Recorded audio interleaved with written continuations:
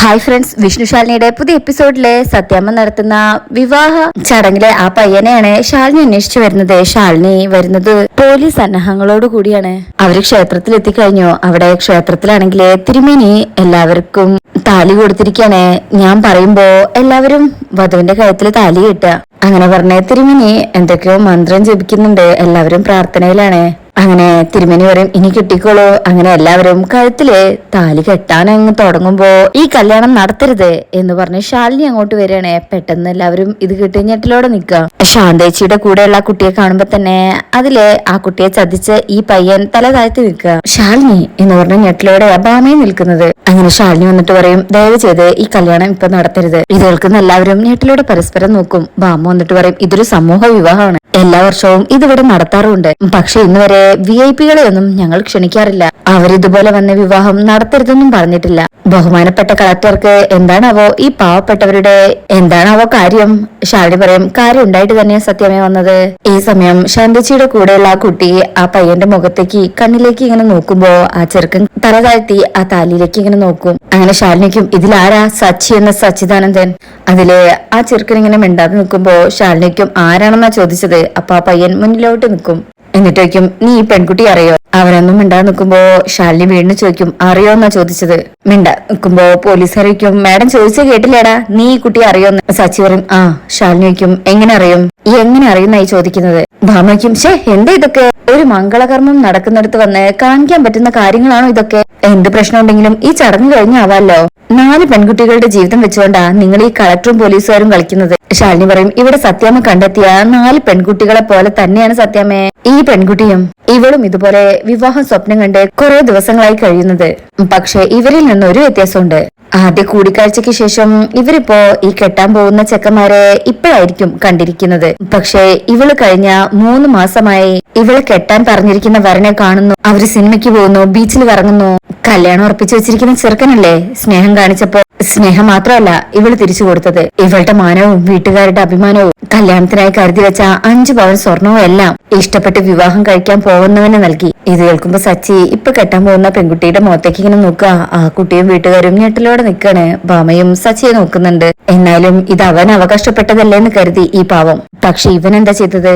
ഇവളെ പറ്റിച്ചു. ഇന്നത്തെ സമൂഹ വിവാഹത്തിൽ കിട്ടുന്ന 5 പവൻ സ്വർണത്തിനും 50,000 രൂപയ്ക്കും വേണ്ടി. എന്നിട്ടിപ്പോ ഒന്നും അറിയാത്തവനെ പോലെ വന്ന് നിൽക്കുന്നു. ഇവൻ എന്താ ചെയ്യേണ്ടത്? ഒരു പെൺകുട്ടിയെ കൂടി ചതിക്കാനായിട്ട് ഞാൻ കൂട്ടു നിൽക്കണോ? അതോ ഇവനെ പിടിച്ച് ജയിലിലിടണോ? ഇനിയിപ്പോ ഞാൻ എത്തുന്നതിന് മുമ്പ് ഈ വിവാഹം നടന്നു തന്നെ ഇരിക്കട്ടെ. ഈ സ്വർണവും പണവും കിട്ടിക്കഴിഞ്ഞാൽ ഇവ മുങ്ങും. ഈ പാവം പെൺകുട്ടി കൂടി കഷ്ടത്തിലാവുകയും ചെയ്യും. സമൂഹ വിവാഹം നടത്തുന്നതൊക്കെ നല്ല കാര്യങ്ങൾ തന്നെയാണ്. പക്ഷെ അതിന് തെരഞ്ഞെടുക്കുന്നവർ അതിന് യോഗ്യരാണോന്നും കൂടി ഇതിന്റെ തലപ്പത്തിരിക്കുന്നവര് ശ്രദ്ധിക്കണം. മറ്റുള്ളവർക്ക് മുന്നിൽ ആളാവുന്നതല്ല കാര്യം, നമ്മൾ ചെയ്യുന്ന പ്രവൃത്തിയിലൂടെ മറ്റുള്ളവർക്ക് നന്മ കിട്ടുന്നു ഉറപ്പുവരുത്തുന്നതിലാണ് കാര്യം. ഇവൻ എന്താ ചെയ്യേണ്ടത്? പോലീസ് പറയും, അറസ്റ്റ് ചെയ്ത് ഇന്ന് തന്നെ മജിസ്ട്രേറ്റിന് മുന്നിൽ ഹാജരാക്കണം. വിവാഹ തട്ടിപ്പ്, പീഡനം, അതുപോലെ വിശ്വാസവഞ്ചന, അങ്ങനെ 8-10 വർഷം ജയിലിൽ കിടക്കാനുള്ള വകുപ്പുണ്ട്. മാഡം പറഞ്ഞാ മതി. എന്തു പറയുന്നു സച്ചിദാനന്ദൻ മിണ്ടാ നിൽക്കണേ. ആ പെണ്ണിന്റെ വീട്ടുകാരോടേക്കും, നിങ്ങൾക്ക് കാര്യങ്ങളെല്ലാം മനസ്സിലായി കാണുമല്ലോ. ഇവന് പണമൊന്നും കൊടുത്തിട്ടില്ലല്ലോ. കമ്മിറ്റി അംഗം പറയും, ഇല്ല, താലിയിട്ട് കഴിഞ്ഞിട്ട് കൊടുക്കാന്ന് വെച്ചതാ. ശാലിനി പറയും, അതെങ്കിലും ഓർത്ത് ചെയ്തല്ലോ സംഘാടകര്. കൃത്യമായ രേഖകൾ ശേഖരിക്കാതെ തട്ടിപ്പുകാരെയും കള്ളന്മാരെയൊക്കെ സഹായിക്കുന്നത് നിങ്ങളെപ്പോലുള്ള ആൾക്കാർ തന്നെയാണ്.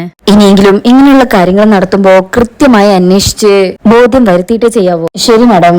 അങ്ങനെ ശാലിനി പറയും, ഇല്ലെങ്കിൽ ഇങ്ങനെ താലികെട്ട് നടത്തുന്ന ചടങ്ങിൽ നിന്ന് പയ്യനെ ഞങ്ങൾക്ക് ഇങ്ങനെ അറസ്റ്റ് ചെയ്ത് കൊണ്ടുപോവേണ്ടി വരും. നടക്കടാ എന്ന് പറഞ്ഞ പോലീസ് വിളിക്കുമ്പോഴേക്കും സച്ചിദാനന്ദൻ, അയ്യോ മേഡം ചതിക്കരുത് എന്ന് പറഞ്ഞ് ശാലിനിയുടെ കാലിൽ വീഴാ. ക്ഷമിക്കണം, എന്റെ പ്രായത്തിന്റെ പക്വത ഇല്ലായ്മ കൊണ്ട് സംഭവിച്ചു പോയതാ. ഇത് കേൾക്കുമ്പോ 2 വധുക്കളും ഇവനിങ്ങനെ നോക്കുന്നുണ്ട്. എനിക്ക് നന്നാവാനൊരു അവസരം തരണം പ്ലീസ് മാഡം. ഒരു തെറ്റും ഞാൻ ഇനി ചെയ്യില്ല. ഗീത എനിക്ക് ഇഷ്ടമാ. ഗീതയെ ഞാൻ കല്യാണം കഴിച്ചോളാം. പൊന്നുപോലെ നോക്കിക്കോളാം. ഒരു തട്ടിപ്പോ വെട്ടിപ്പോ ഒന്നും ഞാൻ ഉണ്ടാക്കില്ല. പ്ലീസ്, എന്റെ തെറ്റെന്താണെന്ന് എനിക്ക് മനസ്സിലായി. എന്ത് പ്രായശ്ചിത്തം വേണമെങ്കിലും ചെയ്യാൻ ഞാൻ തയ്യാറാണ്. ഇങ്ങനെയൊക്കെ പറയുമ്പോ ശാലിനി മറുപടി ഒന്നും പറയുന്നില്ല. സച്ചിദാനന്ദൻ ശാലിനിയുടെ കൂടെ വന്ന കുട്ടിയെ, ഗീതേ ഒന്ന് പറ ഗീതേ, ഞങ്ങൾക്ക് ഒന്നിച്ച് ജീവിക്കാം എന്ന് പറഞ്ഞ് ഗീതയുടെ കയ്യിൽ പിടിക്കണേ. ഇത് കാണുമ്പോ ഇപ്പൊ കെട്ടാനിരുന്ന പെൺകുട്ടി ഞെട്ടി പോകുന്നുണ്ട്. അവരുടെ വീട്ടുകാരും. സച്ചി പറയും, നിന്നെ ഞാൻ പൊന്നുപോലെ നോക്കിക്കോളാം. എന്നെ ജയിലിലേക്ക് പറഞ്ഞു വിടല്ലേന്ന് പറ ഗീതേ. ശാലിനിക്കും, നീ പറയുന്നത് ഞങ്ങളെങ്ങനെ വിശ്വസിക്കും? ഞങ്ങളുടെ ജീവിതത്തിൽ നിന്ന് ഞങ്ങളത് തെളിയിച്ചു തരാം മാഡം. ഒരേ ഒരു അവസരം, നല്ലൊരു ജീവിതത്തിലേക്ക് തിരിച്ചു വരാനുള്ളൊരവസരം. അതാ ഞാൻ മാഡത്തിനോട് കെഞ്ചി ചോദിക്കുന്നത്. ഭാമ ഇങ്ങനെ ഇതെല്ലാം ശ്രദ്ധിച്ചുകൊണ്ട് നിൽക്കണേ. ശാലിനി പറയും, ഇൻസ്പെക്ടർ നമുക്കിവനെ ഒന്ന് നന്നാക്കാൻ ശ്രമിച്ചു നോക്കാം. പക്ഷേ കേസ് ഒഴിവാകണമെങ്കിൽ ഇവൻ ജീവിച്ചു കാണിക്കട്ടെ. ആഴ്ചയിൽ കൃത്യമായി വന്ന് ഇവൻ സ്റ്റേഷനിൽ ഒപ്പിടട്ടെ. Yes madam. ഷാലിനി പറയും, എന്തെങ്കിലും കള്ളത്തരം ഇവൻ ഇനി കാണിക്കുകയോ പറയുകയോ ചെയ്താൽ ഇവനെ ഇനി ഞങ്ങൾ പിടിച്ച് അകത്തിടും. പിന്നെ പുറം ലോകം കാണിക്കില്ല. കേട്ടല്ലോ പറഞ്ഞത്? ശരി മാഡം എന്ന് സച്ചി പറയുന്നുണ്ട്. ഷാലിനി പറയും, എങ്കിൽ പിന്നെ ഇവരുടെ കല്യാണം ഇവിടെ വെച്ച് നടക്കട്ടെ. എന്തായാലും താലി കയ്യിൽ വാങ്ങിച്ചിട്ടുണ്ടല്ലോ, കേട്ട്. ഈ സമയം ഭാമ മിണ്ടാതെ മാറി നിൽക്കും. തിരുമേനി പറയും, എങ്കിൽ പിന്നെ ഇനി താമസിക്കണ്ട, എല്ലാവരും കെട്ടിക്കോളൂ. ശരി, എന്നാ പിന്നെ അങ്ങനെ ആയിക്കോട്ടെ എന്ന് കമ്മിറ്റി അംഗങ്ങളും പറയും. അങ്ങനെ എല്ലാവരും താലി കെട്ടാൻ നിൽക്കുമ്പോ മറ്റേ പെൺകുട്ടി ഇങ്ങനെ കരയാ. ആ കുട്ടി ഇങ്ങനെ സങ്കടത്തോടു കൂടെ നിൽക്കുന്നതൊക്കെ ഭാമ ശ്രദ്ധിക്കണേ. അങ്ങനെ തിരുമേനി അവരോട് മാലയൊക്കെ ഇടാൻ പറയും. അങ്ങനെ ഭാമ ഈ സമയം മനസ്സിൽ വിചാരിക്കും, ഞാൻ നടത്താനിരുന്ന കല്യാണം അലങ്കോലാക്കിയിട്ട് നീ നിന്റെ ചായക്കടയിലെ ജോലിക്കാരിയുടെ ബന്ധുവിന്റെ കല്യാണം നടത്തിയല്ലേ? ഇതിന് സത്യഭാമ മറുപടി തന്നിരിക്കും, നിന്റെ ചങ്ക് കത്തുന്ന മറുപടി. ഇപ്പൊ നീ സന്തോഷിച്ചോ? എന്നെ നാണം കെടുത്തിയിട്ട് നിനക്ക് ജയിക്കാനായി എന്ന് പറഞ്ഞ് നീ സന്തോഷിച്ചോ? പക്ഷേ ഈ സത്യഭാമ ആരാണെന്ന് നീ അറിയാൻ പോകുന്നതേ ഉള്ളൂ. ഈ സമയം സച്ചിയും ആ ഗീതയും അങ്ങനെ എല്ലാവരും നല്ല സന്തോഷത്തിലാ. മറ്റേ പെൺകുട്ടി സച്ചിയെ നോക്കി ഇങ്ങനെ കരയാണ്. ഇതിങ്ങനെ വീണ്ടും ഭാമ ഇങ്ങനെ നോക്കുന്നുണ്ട്. ശാലിനിയുടെ മുഖത്താണെങ്കിൽ ഈ വിവാഹം നടന്ന സന്തോഷവും ഉണ്ട്. അങ്ങനെ ആ കുട്ടി ഇങ്ങനെ കരയുമ്പോ ഭാമ അടുത്തേക്ക് ചെന്നിട്ട്, ശാലിനി, നിന്റെ പ്രസംഗം നന്നായി, പ്രവൃത്തിയും. ഇനിതാ ഈ പെൺകുട്ടിയുടെ കാര്യത്തിൽ ഒരു തീരുമാനം എടുക്കണ്ടേ? ഞാൻ ഈ പെൺകുട്ടിക്ക് വാക്കു കൊടുത്തതാ, ഞാൻ നടത്തുന്ന സമൂഹ വിവാഹത്തിൽ വെച്ച് ഇവളുടെ വിവാഹം നടത്തി കൊടുക്കാന്ന്. ശാലിനി പറയും, സത്യമേ, ഈ പെൺകുട്ടി ഇപ്പോ ഇവന്റെ ചതിയിൽ നിന്നും രക്ഷപ്പെട്ടിരിക്കുക. അതിന് സർവേശ്വരനോട് നന്ദി പറയാ വേണ്ടത്. ഭാമയ്ക്കും ശാലിനി, ശാരദാമ്മയുടെ കുടുംബശ്രീ ഹോട്ടലിലെ പണിക്കാരിയുടെ പേരെന്താ? ശാന്ത അല്ലേ? ശാന്തയുടെ ആരാ ഈ പെൺകുട്ടി? ശാരദാമ്മറും ചെറിയമ്മയുടെ മകൾ. ഭാമറും അപ്പൊ അതാണ് കാര്യം. ശാന്തയുടെ ചെറിയമ്മയുടെ മകളെ കൊണ്ട് ഈ ചെറുക്കനെ കൊണ്ട് കെട്ടിക്കാൻ വേണ്ടി നീ നടത്തിയ നാടകമാണ് ഇപ്പൊ ഇവിടെ അരങ്ങേറിയത്. ഇതൊക്കെ എല്ലാരും ഞെട്ടും. ശാലിനിക്കും ഇവൻ കാണിച്ച കൊള്ളരുതായ്മയെ കുറിച്ചൊന്നും പറയുന്നില്ലേ? ഭാമറും ഇപ്പോഴത്തെ ഈ ചെറുപ്പക്കാരി പിള്ളേരൊക്കെ അല്ലേ വിവാഹത്തിന് മുമ്പ് ചില കുസൃതികളൊക്കെ കാണിച്ചെന്നിരിക്കും. വിവാഹം കഴിഞ്ഞ് കുട്ടികളുള്ള സ്ത്രീകൾ കാണിക്കുന്നു. ഞാൻ വിശദമാക്കി തരണ്ടല്ലോ. ശാലിനിക്ക് അങ്ങ് ദേഷ്യം വരുന്നുണ്ട്. മാമാറും പിന്നെയാണ് ഇത്. എന്തായാലും നടന്നു. ഇനിതാ ഈ പെൺകുട്ടിയുടെ കാര്യത്തിൽ ഒരു തീരുമാനം ഉണ്ടാക്കണം. കളക്ടർ എന്ന നിലയിൽ അതും നിന്റെ ഉത്തരവാദിത്തമാണ്. ശാലിനി പറയും, ഇപ്പോഴത്തെ അവസ്ഥ മനസ്സിലായ സ്ഥിതിക്ക് ഈ കുട്ടിക്ക് മറ്റൊരു വരനെ കണ്ടെത്തണം, വിവാഹവും നടത്തണം. അതെല്ലാവരും ഉത്സാഹിച്ചാൽ നടക്കാവുന്ന കാര്യം തന്നെയാണ്. കമ്മിറ്റി അംഗം പറയും, അത് നമുക്ക് ഉടൻ ആലോചിക്കാം. നമുക്കറിയാവുന്ന ഏതെങ്കിലും ഒരു പയ്യനെ നമുക്ക് തന്നെ കണ്ടെത്താവുന്നതേ ഉള്ളൂ. ഭാമറിയും, എങ്കിൽ ഞാനൊരു പേര് പറയാം. നിങ്ങൾക്കൊക്കെ സ്വീകാര്യമാണെങ്കിൽ അടുത്ത മുഹൂർത്തത്തിൽ തന്നെ കല്യാണം നടക്കും. വേറെ ആരുമല്ല, എന്റെ മകൻ വിഷ്ണു. ഇത് കേൾക്കുമ്പോ ശാലിനിയാണ് ആദ്യം ഞെട്ടുന്നത്. പിള്ളച്ചേട്ടനും അവിടെയുള്ള ഓരോരുത്തരും ഞെട്ടുന്നുണ്ട്. ഭാമ പറയും, ഇതൊരു വെറും വാക്കല്ല. ഞാനാണ് ഈ പെൺകുട്ടിയെ വിവാഹ വാഗ്ദാനം നൽകി അണിയിച്ചൊരുക്കിക്കൊണ്ട് വന്ന് നിർത്തിയത്. ആ വിവാഹം നടത്തി കൊടുക്കേണ്ട ചുമതലയും എനിക്കുണ്ട്. ഇത് ഞാൻ നടത്തി കൊടുക്കുക തന്നെ ചെയ്യും. ഇപ്പോഴേ ഞാൻ ക്ഷണിക്കാ, ഈ കല്യാണത്തിന് കളക്ടർ കൂടെ വരണം. കൂടെയുള്ള ഈ പരിവാരങ്ങളെ കൂടെ വിളിച്ചോ. എന്നിട്ട് ബാമ മറ്റേ പെൺകുട്ടിയെ പിടിച്ചിട്ട് പറയുതാ, ഇവിടെ ഈ ദൈവസന്നിധിയിലെ ഇവിടെ വെച്ച് തന്നെ എന്റെ മകൻ വിഷ്ണു ഇവളുടെ കഴുത്തിൽ താലി കെട്ടിയിരിക്കും. ഇത് സത്യഭാമയാ പറയുന്നത്. ഇത് കേട്ട് ശാലിനി ഇങ്ങനെ ഞെട്ടും. ആ കുട്ടി ശാലിനി ഇങ്ങനെ ഞെട്ടലോടെ നോക്കി നിൽക്കുക. അതിനുശേഷം പിന്നീട് കാണിക്കുന്നത് സത്യാമ്മയുടെ വീട്ടിലാണ്. അവിടെ പൊന്നിയും പിള്ളച്ചേട്ടനും മുറ്റത്ത് തന്നെ നിൽപ്പുണ്ട്. പൊന്നിക്കും കുഴപ്പമാവോ പിള്ളച്ചേട്ടാ? പിള്ളച്ചേട്ടൻ പറയും, പിന്നല്ലാതെ അമ്മ അതിരി പുകിലല്ലേ അവിടെ ഉണ്ടാക്കി വെച്ചിരിക്കുന്നത്. ഭാമയാണെങ്കിൽ അകത്ത് ഇങ്ങനെ അങ്ങോട്ടും ഇങ്ങോട്ടും നടക്കുക. ക്ഷേത്രത്തിൽ നടന്ന സംഭവങ്ങളൊക്കെ ആലോചിക്കുന്നുണ്ട്. പിന്നീട് കാണിക്കുന്നത് കാറിലെ വിഷ്ണുവും രാഘവേട്ടനും ശ്യാമയൊക്കെ ഇറങ്ങി വരികയാണ്. അവര് വേറെ എവിടെയോ പോയി വരിക. അവരാരും ഒന്നും അറിഞ്ഞിട്ടില്ല. രാഘവേട്ടൻ പറയും, ഇതാ ഞാൻ ഒരിടത്തേക്കും പോവാത്തത്, കയറാനും ഇറങ്ങാനൊക്കെ വളരെ ബുദ്ധിമുട്ടാ. വിഷ്ണു പറയും, എന്നെ കരുതി പോവന്റെ അടുത്ത് പോവാതിരിക്കാൻ പറ്റുമോ? അച്ഛൻ പറയും, അതും ശരിയാ. താനെന്താടോ പിള്ളേ തന്റെ കൊച്ചമ്മയോടൊപ്പം കല്യാണം നടത്താൻ പോയില്ലേ? എന്റെ കൂടെ ഹോസ്പിറ്റലിൽ വരാതിരിക്കാൻ താൻ എന്തൊക്കെയാ പറഞ്ഞേ? കല്യാണം നാളാ നിന്ന് തിരിയാൻ നേരമില്ല. പിള്ളച്ചേട്ടൻ ടെൻഷനിലാണ്. പൊന്നിയും അതൊക്കെ കഴിഞ്ഞ് ഞങ്ങളെത്തിയിട്ട് കുറെ നേരമായി. കല്യാണം നാലായിരുന്നു സാറേ, പിന്നെ ഒന്നും പറയണ്ട, ആകെ കുഴപ്പമായി. എന്നിട്ട് അവസാനം അടിപിടിയിൽ അവസാനിച്ചു. വിഷ്ണുക്കും അടിപിടിയോ? അക്കാര്യം എന്താ? ശ്യാമയോട് പറയും, മോളെ ഇച്ചിരി സംഭാരം എടുത്തോണ്ട് വാ, നല്ല ദാഹം. ശരിച്ചാ എന്ന് പറഞ്ഞ് ശ്യാമയോടെ അകത്തേക്ക് പോവാണ്. പൊന്നിയും പോവും. വിഷ്ണുക്കും, അല്ലച്ചാ അകത്തേക്ക് വരുന്നില്ലേ? രാഘവേട്ടൻ പറയും, ഞാൻ ഇത്തിരി സമയം ഇവിടെ നിക്കട്ടെടാ. ഇത്രയും സമയം ഒറ്റ ഇരിപ്പിരുന്നത് കൊണ്ട് നടുവിന് വല്ലാത്തൊരു പിടുത്തമുണ്ട്. ഡോ, കല്യാണത്തിന് കാര്യം പറഞ്ഞില്ലല്ലോ, പറ. അതിപ്പോ പറയാനൊന്നുമില്ല, 4 കെട്ടായിരുന്നല്ലോ. സത്യാമ്മയാണ് താലി എടുത്തു കൊടുത്തത്. അന്നേരം നടത്തരുതെന്ന് പറഞ്ഞ് ശാലിനി കുഞ്ഞെ കുറച്ച് പോലീസുകാരെ കൂട്ടി അവിടെ എത്തി. ശാലിനിയോ? വിഷ്ണുവും രാഘവേട്ടനും വിചാരിക്കും അതെന്താ കാര്യം, എന്തോ വിഷയമുണ്ടല്ലോ. പിള്ളച്ചേട്ടൻ പറയും കാര്യമുണ്ട്, അതില് 4ാമത്തെ പെണ്ണിനെ കെട്ടാൻ വന്ന ചെക്കനുണ്ടല്ലോ, ഒരു പെൺകൊച്ചിനെ പറഞ്ഞു പറ്റിച്ചിട്ടാ ഈ പെൺകൊച്ചിനെ കെട്ടാൻ വന്നത്. ആഹാ എടാ മഹാഭാവി, ആള് കൊള്ളാലോ.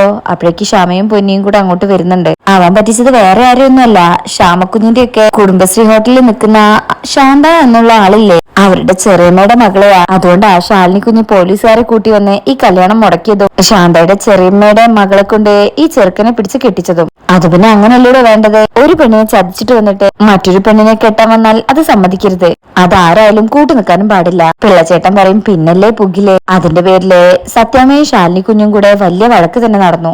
ഒടുവിൽ സമൂഹ വിവാഹത്തിൽ ചെറുക്കൻ നഷ്ടപ്പെട്ട പെണ്ണിനെ വിഷ്ണു കുഞ്ഞിനെ കൊണ്ട് വിവാഹം കഴിപ്പിക്കാന്ന് വെല്ലുവിളിച്ചിരിക്കുകയാണ് സത്യാമ്മ.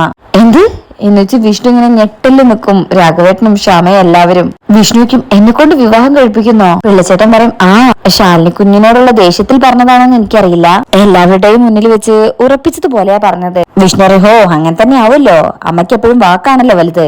ഈ അമ്മ എന്നെ വീണ്ടും വീണ്ടും നാണം കെടുത്താനാ, ഇതങ്ങനെ വിട്ടാ പറ്റില്ല അച്ഛാ, ഇത് കയ്യോടെ നിർത്തിക്കണം. കൊറേ കാലം ഇത് അമ്മേ എന്ന് വിളിച്ച് ദേഷ്യത്തോടു കൂടി വിഷ്ണു അകത്തേക്ക് പോവാട്ടാ എന്നും രാഘവേട്ടൻ വിളിക്കുന്നുണ്ടെങ്കിലും വിഷ്ണു നിൽക്കുന്നില്ല. ഷോ ഇതിപ്പോ വല്ലാത്ത കഷ്ടമായല്ലോ.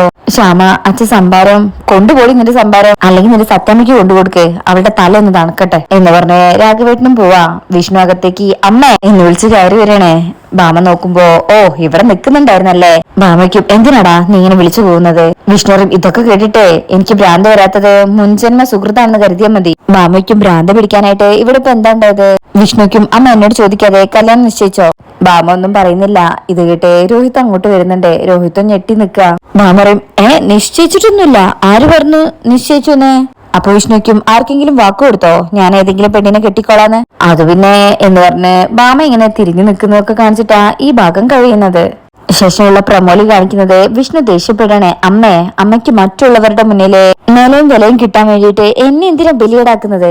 സമൂഹ വിവാഹത്തിലെ ചെറുക്കനെ കിട്ടാത്തൊരു പെണ്ണിനെ കല്യാണം നടത്തണമെങ്കിലേ സ്വന്തം മകനെ പിടിച്ച് അവരുടെ മുന്നിൽ ഇട്ടുകൊടുക്കല്ല വേണ്ടത്, അങ്ങനെയല്ല ഒരു അമ്മ ചെയ്യേണ്ടത് എന്നൊക്കെ ഇങ്ങനെ ദേഷ്യത്തോടു കൂടി പറയണേ. പിന്നീട് വിഷ്ണു മുകളിൽ പോയി അവിടെയുള്ള ചെയറൊക്കെ തട്ടി തെറിപ്പിക്കുന്നുണ്ട്.